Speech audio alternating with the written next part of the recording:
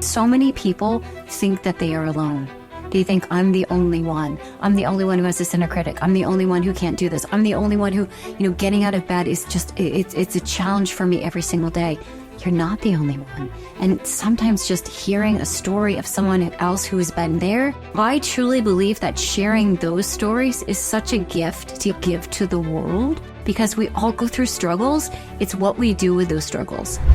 She's known as America's most trusted celebrity psychologist, bringing unparalleled energy and over 20 years of psychology and neuroscience to everything she does. Happiness is a science. And so when we apply the science of happiness, we all can be happier.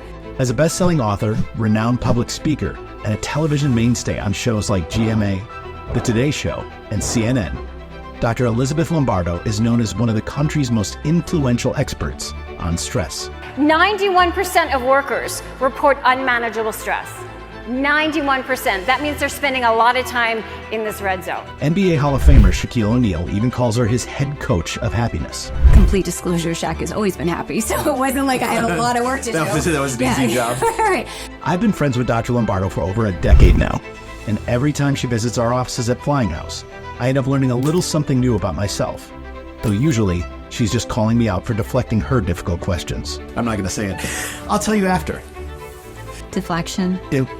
You've called me out on deflecting many times before.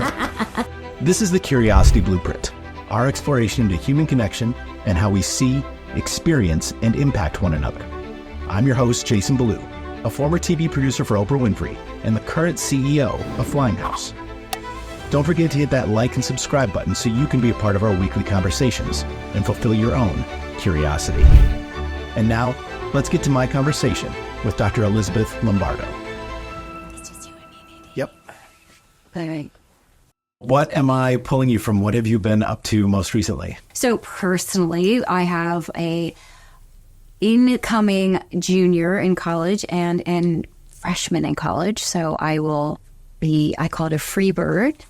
I will be an empty nester next year, and looking forward to really letting them float and fly and really focusing on I call it my career, but really it's my purpose. So helping people be happier regardless of what's going on. And let's face it, a lot of people are dealing with a lot of stress right now. And the beauty is we don't have to wait for life to change ourselves internally, which changes everything. But this is not the career path you initially set out in. How is it that you ended up becoming a psychologist? So when I went to college, I thought I was going to be a medical doctor. And this was back in the dark ages when medicine went from being very lucrative to being very controlled.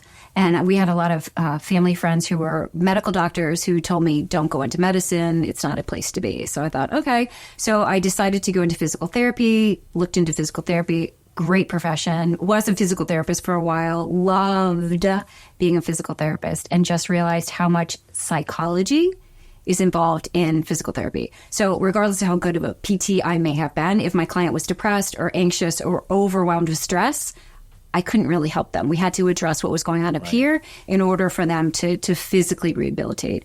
So I went back to school and got my degree in psychology. I thought I was going to go back into physical therapy to help people with physical issues deal mentally, but it just became broader and really helping people understand how our mind works and how to make it work for instead of against us. Because if you think of how you define success, how this person over here defines success, how anyone defines success, it all starts up here. It all starts with their mindset.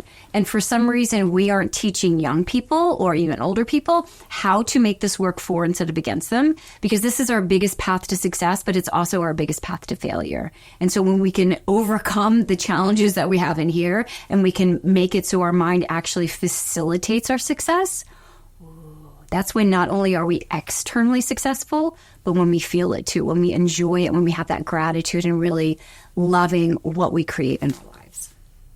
Well, what was it that draws you to that so much? I mean, obviously this is a service to people. Is this the through line to all of that, whether it's PT or it's psychology? When was it you realized you were drawn to helping people?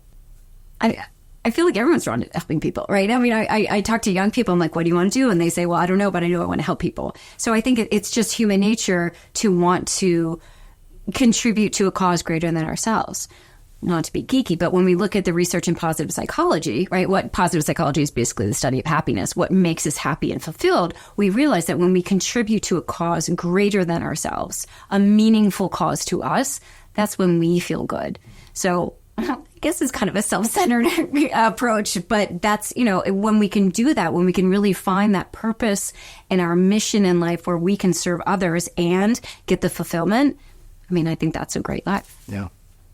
Well, you are the happiness expert. That's actually what brought us together the very first time so many years ago now. But so much so, when I say happiness expert, like you, Dr. E, are Shaqs' head coach for happiness. Shaquille O'Neil says that I am his head coach for happiness, and who has a bigger head than Jack? That's a lot of work. How does that happen? How do you become his head coach for happiness? It's just a science. My first TEDx talk was called The Science of Happiness. Happiness is a science. And so when we apply the science of happiness, we all can be happier. Complete disclosure, Shaq has always been happy. So it wasn't like I had a lot of work to do. That was an easy job. Right. But all of us can be. I think a lot of times people are like, oh, my life is like this, or I've always thought like this. It's all what goes on in our minds, and we can rewire our brains to see things in a different way. I probably have always been annoyingly happy, but I also used to be a worrier. I would worry about anything. Like, give me a topic, I'll worry about it. And I'll stay up late, and I'll worry about it, and I can't eat, and I can't sleep because of it. And I remember when I was in psychology school, I was talking to a friend of mine who had generalized anxiety disorder, which just is the official term for worry.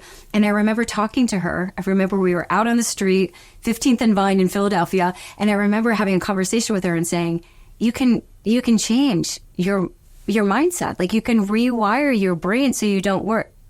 And literally, as I'm saying it, if you were given advice where you're like, oh, that's actually for me. You're talking to yourself. I literally was like, oh, that's for me. Mm-hmm. And so I decided I was going to stop being the worrier and retrain my brain to not worry. And that's exactly what I've done. My husband has been ill for a very long time. He was diagnosed with ALS over 9 years ago. He's been on a ventilator for over 7 years and a feeding tube, and is completely paralyzed and nonverbal.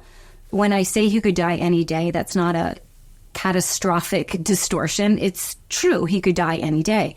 And yet I know I've rewired my brain so that I don't exist in a state of worry. I don't exist in this overwhelming stress of when is he going to die? He's going to die. Oh my gosh, my life's going to be horrible. It's going to happen. I've come to accept it. It hasn't been easy, but I've been able to rewire my brain, and we all can do this. I'm not magical. We all can take the steps to rewire our brain again so it works for instead of against us. Life throws us stuff all the time, right? And how do we choose to deal with it? And not only how do we choose to deal with it, but what skills do we have to deal with it? I was just talking to a new client today, and she's a mom of a teenager, and she's like, I want to be closer to my teen. We're not connecting. And what I say to her is what I say to all of my clients, which is, if you haven't had the skills training, why would you ever know how to do it? When we get the skills training and we practice it, we all can get better. We all can deal with things better. We all can be happier regardless of what's going on in life. So it's kind of that notion of, I think a lot of people think this is just who I am. I am a stressful person. Yeah. I am a worrier. Yeah. But there's actually ways that you can change that and kind of, because I always say control what you can control. Mm-hmm. And that always calms me down, just to think of what can I control. But there's actually a way to control the things that go on in my head as well. Yeah. Yeah. And for some reason, we don't learn how to do that. I remember when I went to college, to undergrad, I was very fearful of the notion of the freshman 15. Right. I didn't want to gain 15 pounds. And in complete disclosure, I wasn't going to not drink beer, you know what I mean? Yeah. Which probably would have helped. And so I went into college. My mantra was, exercise is against my religion. Now, it wasn't really against my religion. I just didn't like to exercise. But I went into college and I said to myself, I'm going to start to exercise and I'm going to like it. I didn't know how I was going to do it, but I didn't want to, grudgingly do it. I wanted to do it and enjoy it. And I actually changed my mindset such that I taught group fitness, which we now, aerobics, for 20 years. That's how much I changed my mindset and loved it. I didn't know what I was doing then. Now that I have a degree in psychology and I know kind of the mechanism of what's going on, we can rewire our brain for anything. So you had hacked it way back then. Well, you talked about this, and if I'm not mistaken, you have one whose name is Mitzi, but you talk about your inner voice, and I think that's something that we see people struggling with all the time, especially doing what we do. We a lot of times sit down with people who are on camera. They're not used to being there. Now you've got all these lights, all these cameras, strange people, and you can almost see their inner voice just breaking them down inside. So what is it that you see most about people and their struggle with their own inner voice? I think the first thing is not being aware that that inner voice is not true. Right? So what goes on in our mind, typically if it goes on up here, we accept it as real. Very rarely do we take a thought out and say, how accurate and thoughtful is this? And yet the majority of our thoughts, and by the way, we have at least 60,000 thoughts racing through our head. The majority of our thoughts are subjective, not objective. That means they are perceptions, interpretations, beliefs, assumptions, as opposed to facts. Most of what we think is not factual. And yet when it's going on up here, we act as if it's true. And we do that with our inner critic. So when our inner critic is saying, you're in over your head, you don't know what you're doing, people think you're a loser, we aren't necessarily aware of the thought, but we are so aware of the impact of it. And we act as if that's true. We have so many thoughts in our minds. I always tell my clients, 60,000 thoughts racing through our heads, and a lot of times they're conflicting thoughts, right? If I'm on stage, part of me may be like, hey, bring it on. I'm gonna give a great presentation. But there may be another part of me that's like, don't mess up. Remember that time you messed up? And so we can have different thoughts kind of having this battle within our mind. The key is to be aware that what we're saying to ourselves is almost always not true. And then when you look at what you're saying to yourself, then you can say, is this thought serving me? And if not, we don't have to judge ourselves. We don't have to be like, what's wrong with me? Now I'm going to beat myself up for having an inner critic. We all have an inner critic. Mm-hmm. And understanding that the inner critic actually serves a purpose. So the way that my optimistic viewpoint views an inner critic is the inner critic actually wants you to be better. I always say it's the difference between a drill sergeant and a cheerleader. So a drill sergeant demeans the soldier for the ultimate goal of the soldier to be successful on the battlefield. A cheerleader encourages, the team ultimately to be successful in what their endeavor is. Our inner critic really is that drill sergeant. And if we can hear it for what it's saying, which is, I want you to be better, when we look in the mirror and that inner critic says, look at your body. Oh, I want you to be healthier. Oh, okay, thank you. If I'm going on stage and that inner critic says, don't mess up, what it really is saying is, I want you to do better. So if we can reinterpret what that inner critic positively is wanting us to do, then we can work towards that. Well, and I would assume that we take it almost as factual because we've learned to trust ourselves. It's almost true. We're the ones saying it to ourselves. Well, and who has ever learned to take out a thought and ask yourself, is this working for me or not? Right. We aren't trained in that. And it's just a skill. You don't need a PhD to learn this. It's just a skill. And when you can learn that, and I do this every single day. I do this with kids as young as 5 or 6 years old, and I do it with 50 and 60-year-olds to help them identify what are they saying to themselves. And I will tell you, one of my favorite things is when I'm working with a client and I'm asking them, the question I ask is, if you could stick a microphone in your brain, what would you hear yourself saying? And I love when I ask that question, and as they're speaking, they start laughing. Because they'll say something like, well, I'm saying I'm a worthless piece of crap. And then they laugh. And I love that they laugh because they're able to see that's so not true. That's absurd. Yeah, it's completely absurd. And so being aware of what we're saying to ourselves is just the first step to being able to control it. Well, I started smiling as you were saying, because I started thinking of what I was even thinking in my own head. Which was what? I'm not going to say it. I'll tell you after. No, well, it actually does. It makes me think of this. And is this the same thing when we talk about inner critic that... Deflection. You've called me out on deflecting many times before. But is that what imposter syndrome is? Because that's something that I have struggled with at times. Is that kind of the same concept of imposter syndrome? I don't belong doing this. People shouldn't listen to me. Is that me just listening to my own voice? Yes. How's that for a deep answer? Yeah. 70% of the population experiences imposter syndrome. Really? Yeah. And the higher people go, the more likely they are to have it. My favorite story is about Meryl Streep, who consistently, when she goes into an audition, and I don't even know why she would even be auditioned anymore, she still goes in thinking, I'm in over my head. They're going to realize this. So it happens to us all.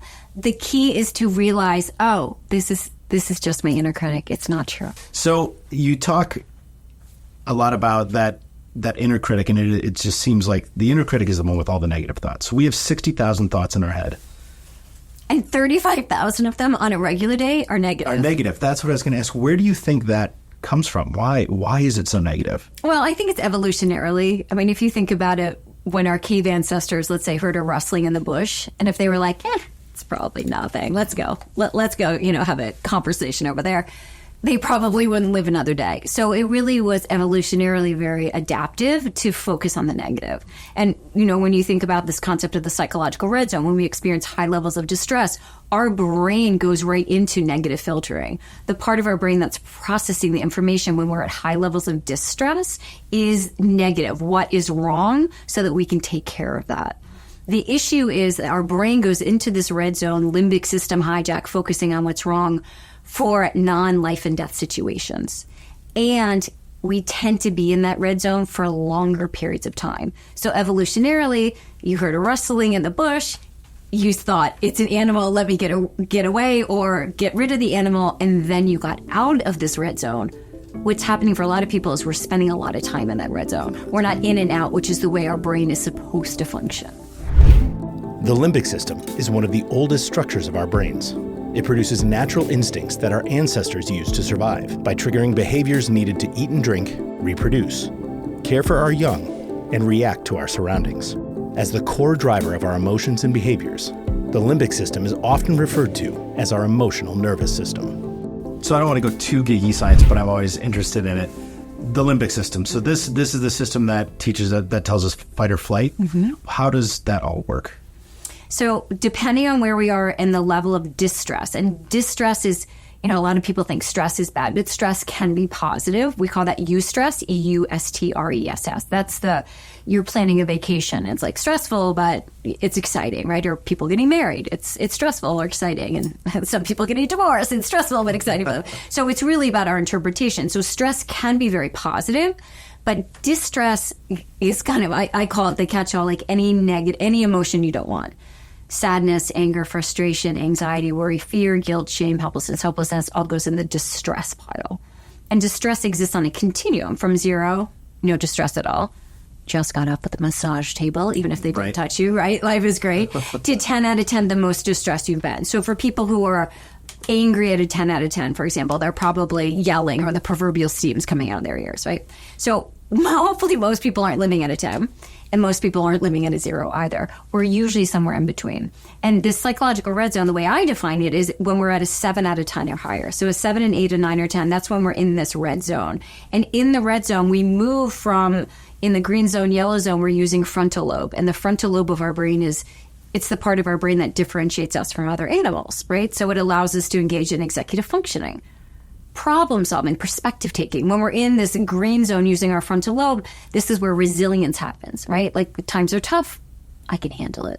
It's where confidence takes place. I'm not perfect, I believe in myself, right? So we can see the good and the not so good when we're using that frontal lobe, and we can solve problems.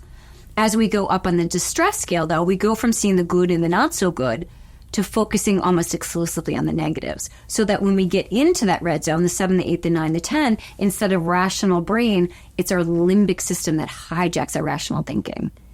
It's almost like when someone's been drinking too much. Like, you know what I mean? They think differently. It's kind of like that, but instead it's our limbic system, and the limbic system is the fight or flight mechanism in our brain. It's trying to protect us. So we go into negative filtering. We focus on what's wrong, and it's super hard to see what's right. We focus on the problem, and it's very hard to figure out the solution because we tend to get stuck. When we look at, for example, organizations right now, 91% of workers say that they experience unmanageable stress. That means they're spending a lot of time in that red zone. Between 70 and 77% of workers say they are burned out. That means they are living in the red zone. That means the way that they are processing information is not rational. It's not about being smart or not smart. When we're in the red zone, when I'm in the red zone, I'm not thinking rationally because we're using a different part of our brain.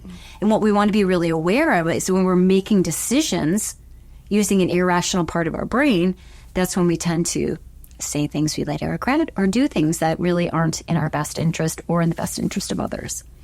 Well, it's interesting to think because even, I'll say today, even I came into work today and the same problems or circumstances were there that were there yesterday, but today it was weight of the world.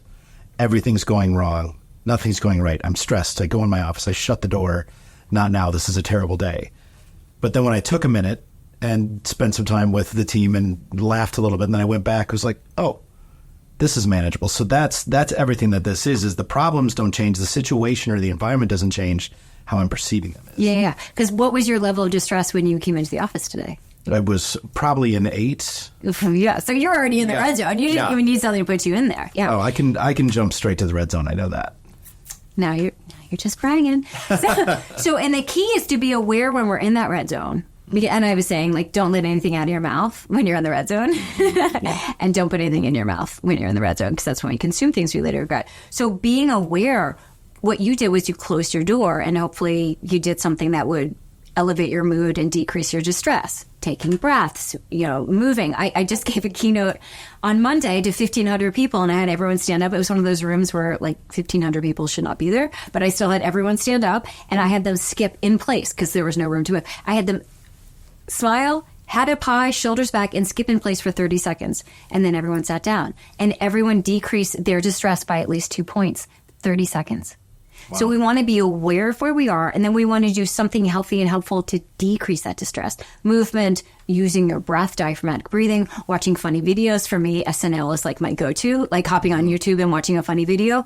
These kinds of things will decrease the distress level. So then we go from limbic system to frontal lobe. Now I can solve the problem. And even if you can't solve the problem, now I can handle the problem, I can accept the problem, and I can accept what I can change, and I can do what I can do. But we can only do that when we're out of the red zone. Situations can't put you into the red zone, but how you react to them is where you are in the continuum. Tell me a little bit about that. Yeah, so we often think, when you think about a time when you were in the red zone, a lot of times we'll go to a specific event, an experience, a person, right? Yep. Our in-laws often, just saying. But it's actually not those people or experiences. It's our interpretation. It's what we say to ourselves. And the example that I used was from my postdoctoral training. So when I did my postdoctoral training, I worked at a major medical center. I was the psychologist who was there to help people dealing with trauma or, major illness or an accident, that kind of thing. And I had a client whose name was Roger. Roger was a 43-year-old electrician who'd been working on a wire that was supposed to be inactive, but it was quite active, such that when he touched the wire, a volt of current went through his body and burned him so severely that the doctor gave his wife the following options. We can let him die, or we can surgically amputate both of his arms to save his life. So they decided to surgically amputate both of Roger's arms, and it was my job as the psychologist to help him deal with this, right? The depression and the helplessness and hopelessness of having no arms and being an electrician. So I remember going up to Roger's room. I walked up to his room, and I remember, my palms are sweaty, my heart's racing, and I'm thinking, what am I going to do? How am I going to help this guy? Mm-hmm. What if I say something that makes it worse, right? And I knock on this door. I go in, and there's Roger, and I'll forget, he was seated in a chair, and even seated, you could tell he was tall. He was 6 foot, brown hair, bushy brown mustache, and he had a big smile on his face. What's going on, Roger? And he said, I'm so grateful to be alive. I'm so grateful that my life has been saved. And he said, I don't know why it has been saved, but I know in every cell of my body that it's been saved for a very important reason. Not the reaction I expected. Yeah. So not only was he not in the red zone, but who's in the red zone? Yeah, you Me, were right? sweaty palms. I've got the inner critic going on, like, don't mess up, sweaty palms racing hard. So that's just a great example of, like, do not cut your arms off thinking that's going to help you feel better, right? It's not the event, it's his interpretation. And he was so steadfast in his belief that he was here still for a very important reason, that not only did he get through his medical treatment and his rehab faster, not only from the mindset, but we know how the mindset can heal the body. I mean, he left the hospital way sooner than any physician ever expected him to because of his perspective. Well, I feel like a story like that can give everybody a shift in their perspective, right? Right, because we all think we have problems until you think that. Yeah. It's easy to disregard stress as a normal part of everyday life. But as Dr. Lombardo says, stress is an epidemic in America. In fact, in her latest book, Get Out of the Red Zone, she shares that stress costs U.S. companies $300 billion a year. It seems to be an epidemic, though. When we talk about distress, we talk about stress, we talk about people's negative mindset. It seems at least to have elevated at times. Yeah. I think we've talked about this before. Social media is a huge impact on our own self-view. But when it comes to stress, it impacts U.S. businesses in a way that they probably don't even understand. How people are feeling every day is impacting them. Is it true? $30 billion a year it costs U.S. companies just because of stress? What is the stat? $300 billion. $300 billion. To things like absenteeism, they aren't there. Presenteeism, when their bodies are there, but they're not really there. Healthcare utilization and turnover. We cannot focus on solving problems. We cannot be our most effective when we're in this red zone because your subconscious basically feels like it's drowning. So if you were literally drowning, how well could you execute your job, right? How well can you problem solve? How well can you think about alternative ways to create, generate revenue for your business? You can't do it. And so it's this notion that soft skills lead to hard results because we know that when people are in this green zone, research out of Harvard shows that we're 31% more productive. Think about that. 31%? 31% more productive. You get 31% more done without working more. We have a 37% increase in sales. Holy cow. Like, what would that mean to any organization to have a 37% increase in sales just because we get people out of this red zone and into the green zone? We're more productive, we're more creative, we're more effective, our bodies are healthier, we're better team workers, right? We're more engaged. I mean, everything positive happens when we're in this green zone. And there are scientific steps that we can take. It's not, you don't have to think about woo-woo things. There are things that we all can do to get into this green zone and function in this green zone, regardless of what's going on. Well, I think the important part of this, too, is the things that we can do for ourselves, but I think the understanding that everybody's going through this, that everybody's on the same continuum. They're just in different places. Yep. There needs to be empathy that somebody might not be performing well because they're going through something. Or, somebody that I'm talking to on camera might not be giving me that true, authentic story because they've got an inner critic going on. Are all of those things connected as well? Inner critic and stress? And because the higher our distress is, the more our inner critic comes out. I can control my inner critic when I'm in the green zone, no problem. But if I'm at an 8 or a 9 or a 10, my inner critic's taking over. Right? It's just the way that our minds are. And when someone's on camera, I think so often people don't realize how important their stories are because they've been living it and they think, it's not that big of a deal. But understanding that what their story is not only important to hearing it, but how impactful that can be and motivating and inspiring that can be to other people. Because so many people think that they are alone. They think, I'm the only one. I'm the only one who has this inner critic. I'm the only one who can't do this. I'm the only one who, getting out of bed is just, it's a challenge for me every single day. You're not the only one. And sometimes just hearing a story of someone else who has been there and has gotten over it, not in a Pollyanna and I woke up and everything was fine, but understanding their struggles and how they overcame it. I truly believe that sharing those stories is such a gift to give to the world. And it doesn't have to be perfectly presented. It doesn't need to be polished. It just needs to be from their heart. And that is a gift that they can share with people because we all go through struggles. It's what we do with those struggles. Do we beat ourselves up on it? Do we sit, in bed in a dark room and can't move? And that happens. And that's not a judgment thing. But it's then, what are the steps that maybe someone took to be able to overcome that? And how can other people really benefit from that story? Now, that is a conversation we have here all the time. A lot of the people that we have on camera, that I sit down and talk to, they're people that I've just met, but they're telling these heartbreaking stories about rare chronic diseases. And especially in the rare disease world, they definitely feel alone because the statistics show they almost are. Yeah. They don't know anybody that's even heard of the disease they're living with, let alone understands their experience. So that conversation we have all the time is understand when you share this story, you might reach that one person who needed to hear it at that one time to just give them a little bit of hope to keep fighting a little longer, to keep digging for more answers. Don't they wish they had that person in their life a couple of years ago? Exactly. Yeah. And, it's interesting because, I used to be a physical therapist and I'm a psychologist. So I'm really, when I first got my degree in psychology, I was really focused on what we call medically unexplained symptoms, which is basically, anything that we don't have a specific diagnosis for. And so many of my clients would come in, and I will never forget, it was the early 90s. I had a client, I was still a physical therapist. I had a client who found out that he had AIDS, and he was ecstatically happy. And I'm like, and this was when there was no treatment for AIDS. It was a death sentence. And I was like, I was trying to understand, why are you happy? For so many years, he had all of these symptoms and he didn't know what was wrong with him.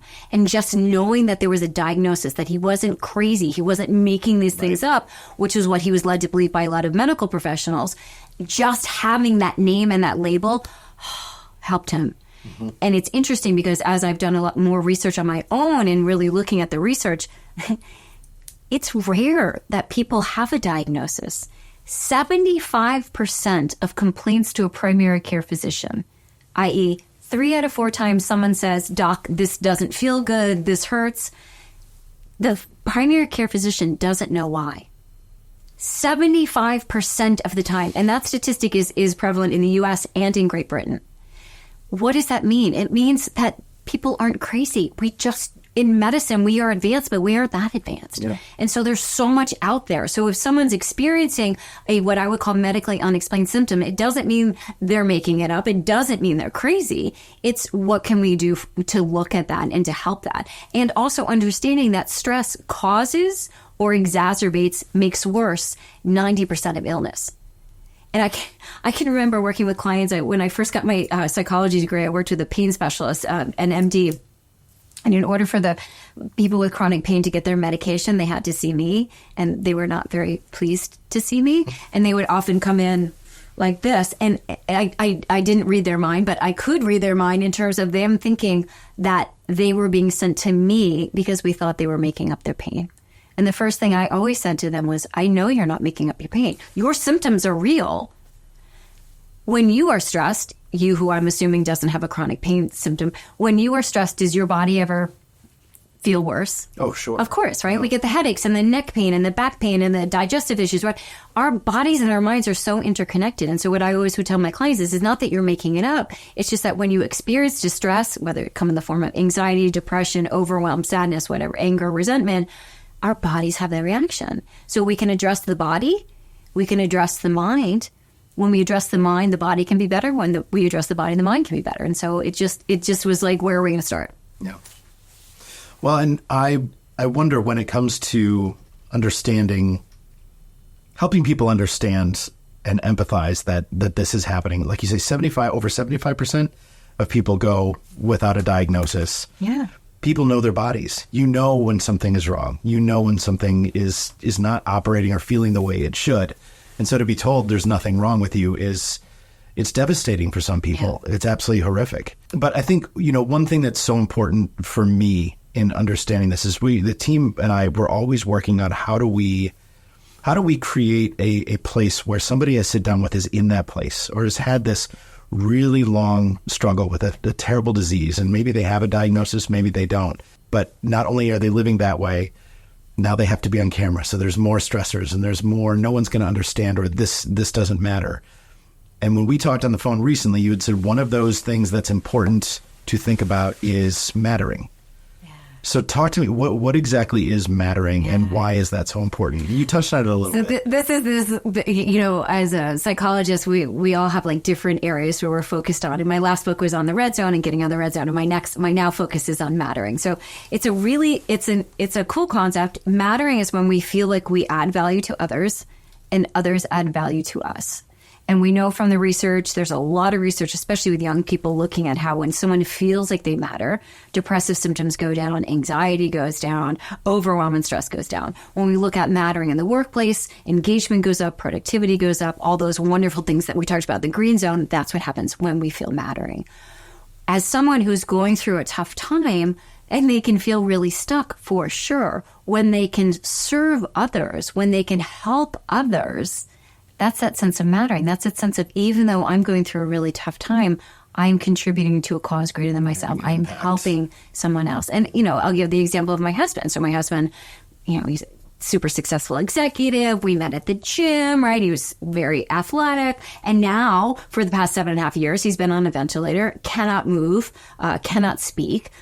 It's hard for him to have a sense of mattering. But when he reaches out to other people, whether they have ALS or they're going through a difficult time, or for him, he's very into financial planning. And so he's been working with our children and our friends' children who are, let's say, graduating from college, who have no idea like what a credit card is. And he starts to teach them how to save money and how to be smart financially. Like, that's his sense of mattering. He can't move, right? He can't even speak, but he can be helping these young people. And for him, that just fills him up emotionally.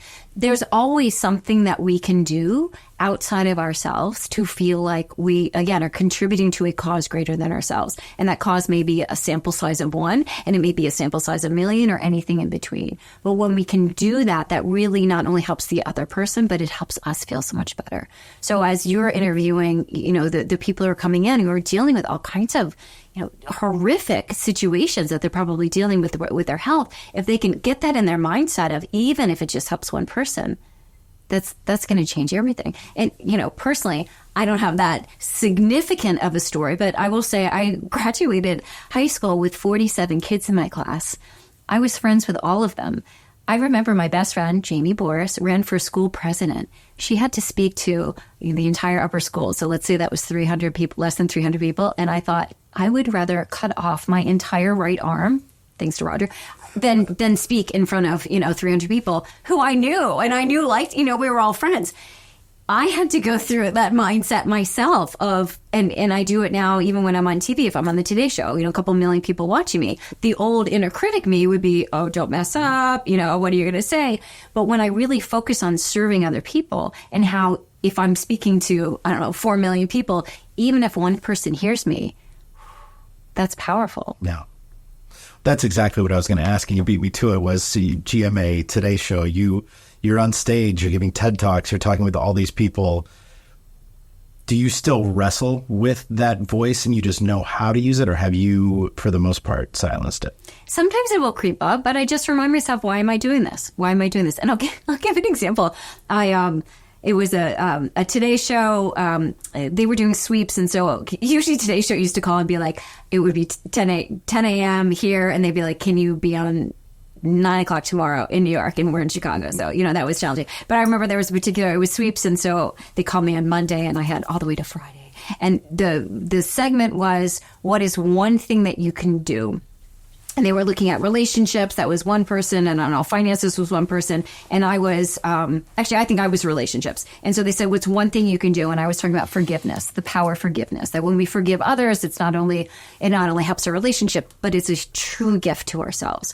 And I remember I was in New York and I flew home. I still had my makeup and my same outfit on because I literally got in the car. I'm walking through O'Hare, our airport here. And these 2 women stopped me. And they said, we saw you on TV today. Now, they only knew it was me because I still had the same outfit on. So I'm not pretending like all these people are like, paparazzi. But they said, what you said to us really impacted us. And one of them was talking about a friend who they hadn't seen in years and years and years. And she actually had reached out to that friend. 4 or 5 million people were watching me. One person had that change. And I will tell you, I could literally cry thinking about it. It was just, it just hit my heart so strongly. And to be able to make that impact on one person is incredible. That makes it worth it. Yeah, for sure. It's purpose. It's mattering. It's mattering. Sorry, we're going to change it to it's mattering. The next book, yeah. So I wondered too, and this is going back a little bit, but you brought up your husband again. You've learned how to shift your mindset to cope with what is an incredibly difficult situation for your entire family. You were talking about how it impacts your girls, how it impacts him, how it impacts you. Are there times when you will sit back and just let yourself feel? Yes. Let yourself go into that zone? And in complete transparency, I am not good at that. I grew up with... Sorry, Mom. I grew up with a mother who didn't believe in negative emotions, which there are no emotions that are negative. So when my husband was first diagnosed, I was like, all right, how are we going to deal with this? What are we going to do? What are we going to do? And it took me a couple of years to acknowledge that it's important for me to cry and it's important for me to sit in the ugly, right? Can I focus on the positive? Can I focus on how this maybe has brought our family together, how we have met the most exquisite individuals through this process, so caring and so loving and just reaching out in the most beautiful ways. That is definitely there. It's also important for us to sit in the distress and allow us to process those emotions. In complete disclosure, when I was writing my book, Get Out of the Red Zone, I was focused on how do you get out of the red zone, right? How do you change your state and how do you rewire your brain? And then I was like, oh, I probably should talk about the importance of actually processing those emotions because I've avoided them for a while. But yeah, so I will say, and now part of my practice is every day I wake up, there's a forgiveness prayer that I read, and then I journal for about 30 to 35 minutes. It's 3 long pages, and I just journal and I see what comes out. And sometimes it's fantasizing about the future, and sometimes it's grr. But just processing what's going on in our mind is really important. So it's not that we want to deny what's going on. We want to acknowledge it. And one of the best ways to do it, and I'm a therapist and I do believe in the talk therapy, but one of the best ways to do it is to actually write it out. In psychology, we call that written emotional disclosure, which basically is journaling. And when we look at the research of just writing out our deepest, darkest fears, like what's really bothering us, when we write it out, a lot of times people say, well, doesn't that like make it worse? And in the short term, our depressive symptoms, anxiety can go up.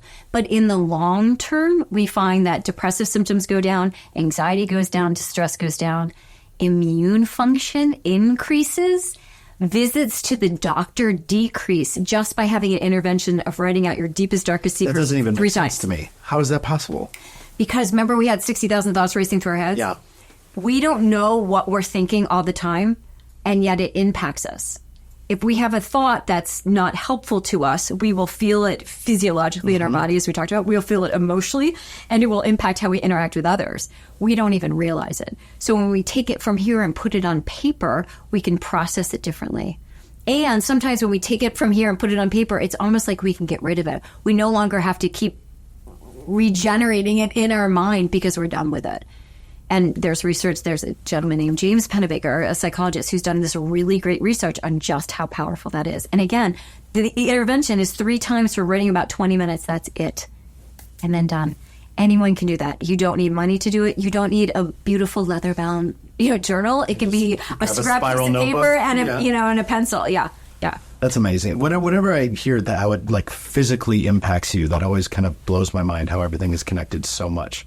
I mean, immune function, like we can look at IgA, the specific parts of in our blood, we can see differences from that. That's cool. Yeah. It's really cool. I could actually geek out on that for a while. We won't, but I could. We'll have to, we'll connect next time. So I think one thing that would be valuable, very valuable for me, and we're always working on this as well, is how we impact others in that situation and how environment can play a role in that. So I say that to say it's very important for us when somebody comes here that it is a warm and welcoming place, that you are amongst friends. Because again, all that stress, all those nerves, all that inner critic, we acknowledge to ourselves before they get here that this is how somebody's feeling. Yeah. Because we're actually all very comfortable behind the camera. So being in front of the camera is a very different story.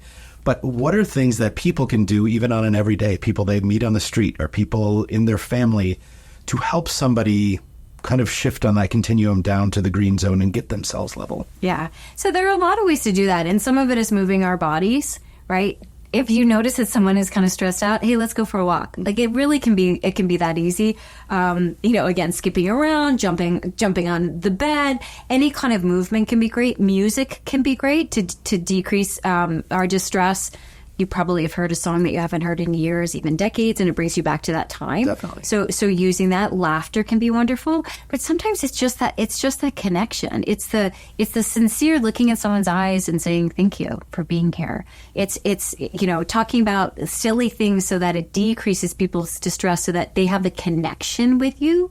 It's really highlighting their positives.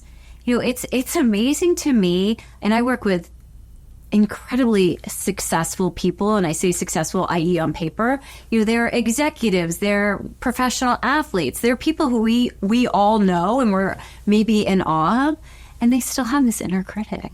And so just acknowledging the greatness that's in them, not in a, you're the greatest thing in the world, but something specific about them. What's one thing that you really notice that they do, that they have done, who they are, and pulling that out of them so that they really feel seen and heard.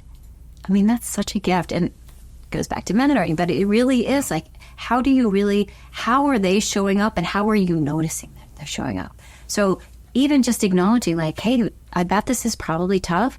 We're so grateful that you're here. And it could be, as they're getting on camera, but it could be someone who's, anyone, let's say in an office, anyone who's interacting with anyone, to really acknowledge where that person is coming from and appreciate what they are doing at that particular time. And I'll say, this isn't what you're asking about, but what just popped to mind is, when we're working with our kids and our teens especially, as parents, it is super easy to point out what our teens or young people are not doing well. Super easy. And we got to remember that frontal lobe is not developed, right? Our young people are predisposed to be in the red zone because our young people, that frontal lobe is not fully developed until 25. In males, it's even later. So their rational thinking isn't there. So as parents, it's not that we want, to only acknowledge the positive. It's not that we want our children to get away with everything, but to really acknowledge where they are and what's positive that they're doing. That's such a gift. And when they feel heard, that's when they're going to study harder. That's when they're going to clean their room. That's when they're going to want to get off their phone and actually have a conversation with you. And so I think, this is pertinent certainly in the work field, but it's also so pertinent in our personal lives, whether it's with our children, our partner, our parents, our family members, our friends, really pointing out sincerely the positive, because most people are trying their best. Yeah. They may not be doing great, but they're trying their best. And if we can acknowledge and empathize with that, then we can be on their side, and then together we can figure out how to make that change. That's such a hard thing too, and I'm glad you brought up kids, because my wife and I think about this all the time. We have a couple athletes in our family. And then our youngest, Max, he's not much of an athlete, but he's starting soccer, so hopefully someday he will be. But I think there's a part of me that lives vicariously through both of them, because I remember a time when I was in high school or middle school sports, and I didn't take it very seriously. And so now when I see how talented they are, my daughter is an incredibly talented swimmer. My son is a star soccer player, and I see that, and I want them to see. Just imagine if you work, when you come home, when you keep going, but then we're also very careful. Like I want them just to love what they're doing. Yeah. So it's an interesting thing that where you do balance that. I don't want to point out all the time that you haven't really been practicing much or you haven't done this. It's just an interesting balance of making sure you're not squashing their dreams by trying to make them be better. And one of the greatest ways to address that is to ask open-ended questions, Socratic questioning. So instead of saying you're being, not that you do this, but I literally was just talking to a parent today who was telling me that they have a child who has great potential as an athlete and they aren't putting in the extra time, energy, and effort. And so the parents have been suggesting that their child is being lazy. Well, when you hear you're being lazy as a child, that doesn't usually motivate you to be like, oh, okay, right. Well, let me change, right? Yeah. Okay, you think I'm being lazy, blank you, I'm going to stay on my phone. Yeah. So Socratic questioning, what would it be like? What would it be like if you put in the time, energy, and effort? What would it be like if if instead of coming home and getting on your phone, you decided to, I don't know, a basketball player, to do 100 free throws? What would that be like? So instead of telling them, you're putting in the possibility. And as children, they don't want to be told, but they want to come up with it themselves. And we know, just as a human experience, if we come up with our own decision, we're much more likely to execute it. So asking the questions where you want the answer, don't ask questions like, why are you being such a lazy nut? Because right. Then they're going to answer it. But, putting out that potential to them, what would it be like? And even putting out there what would be positive and what might not be positive. On another realm, it's the same thing like with social media. When I'm working with a kiddo who's, dealing with social media issues, the first thing I ask is what's good about social media. And they look at me like, well, you were the first person who's ever asked me that. There's a positive reason that they're doing it. In the olden days, when I first got my degree in psychology, I worked with people who were trying to quit smoking cigarettes. And the first thing I always asked was, what's good about smoking?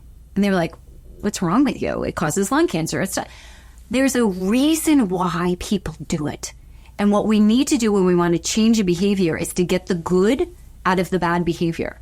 So for social media, for example, it's a way to decompress. It's a way to connect.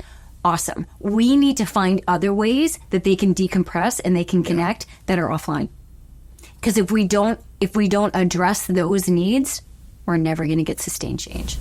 I will tell you, and parents don't believe me until I'm working with their child, I have never told any of my clients, and I do work with a lot of young people, I've never told them you need to get off social media. But I will say whenever the conversation comes up, 99.999% of the time, they choose to either limit their time to, yesterday I had a kiddo, he's super jock. I mean, he's sophomore, 3 varsity, sports. And he was talking about how social media was bothering him. I was like, oh, well, tell me more about that. What's good? What's not so good? And he said to me, what's really hard is the notifications popping up all the time because he's now going into junior year. So colleges are starting, and June 15th is the time when the NCAA rules so that they can reach out. And so his notifications are on all the time. And he's like, yeah, it really stresses me out. I was like, what do you want to do about that? He's like, I want to get rid of my notifications. Would you like to do that right now? In my office. He turns them off. Now, he's not off social media, forever. He still has access to it. But just that taking it away, and I didn't tell him to do it. He came up with it himself. And so he's more likely to carry out that. I have one last question for you, and that is, if you had one pearl of wisdom, and this is something I ask everybody, if you had one pearl of wisdom that you could share with anybody who's listening that could make them just a little bit happier today, what would it be? Happiness is just a state of mind, and our state of mind and how we think is just a skill. And if we can learn the skills of how to, again, make this work for instead of against us, we don't have to wait for our partner, our children, our parents to be better. We don't have to wait for the world to be kinder. When we can just change what we're saying to ourselves, we can change inside. And when we change inside, literally everything outside of us changes. So just to be empowered that regardless of what's going on in your life, and I say this not just as a psychologist, but someone who's been going through a husband who, we've been together over half my life. He is my soulmate, and he was given this diagnosis, this fatal diagnosis 9 years ago. I say this of being through the trenches myself. We get to control how we view things and how we show up in the world. And the best thing I think that any of us can do is to take the time to learn the skills so that our mind's working for instead of against us. It doesn't mean we're going to be happy all the time, because that's, I always say that's being high, that's not being alive.